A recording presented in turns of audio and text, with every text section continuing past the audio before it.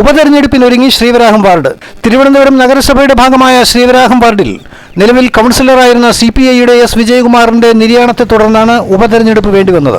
ഈ മാസം 24-നാണ് വോട്ടെടുപ്പ്. 6-ാം തീയതിയാണ് നോമിനേഷൻ നൽകുവാനുള്ള അവസാന തീയതി. കഴിഞ്ഞ തവണ 202 വോട്ടുകളുടെ ഭൂരിപക്ഷത്തിലാണ് BJPയിൽ നിന്നും CPIയുടെ എസ് വിജയകുമാർ വാർഡ് പിടിച്ചെടുത്തത്. ഉപതെരഞ്ഞെടുപ്പ് പ്രഖ്യാപിച്ചതോടെ വാർഡ് തിരിച്ചുപിടിക്കുവാൻ BJPയും നിലനിർത്തുവാൻ LDFും ശക്തി തെളിയിക്കുവാൻ UDFും ഒരുക്കങ്ങൾ തുടങ്ങി. 6000-ഓളം വോട്ടുകളുള്ള വാർഡിൽ NSSന് ശക്തമായ അടിത്തറയുണ്ട്. SNDP മുസ്ലിം സമുദായ വോട്ടുകളും നിർണായകമാണ്.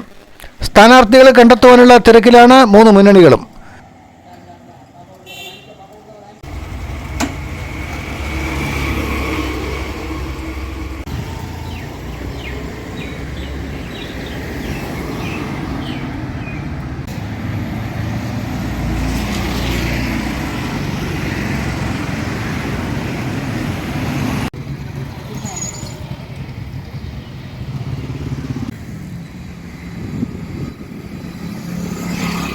മൂന്ന് മുന്നണികളും ചുമരുകൾ ബുക്ക് ചെയ്ത് ഒന്നാം ഘട്ട പ്രചാരണ പ്രവർത്തനങ്ങൾക്ക് തുടക്കം കുറിച്ചിരിക്കുകയാണ്.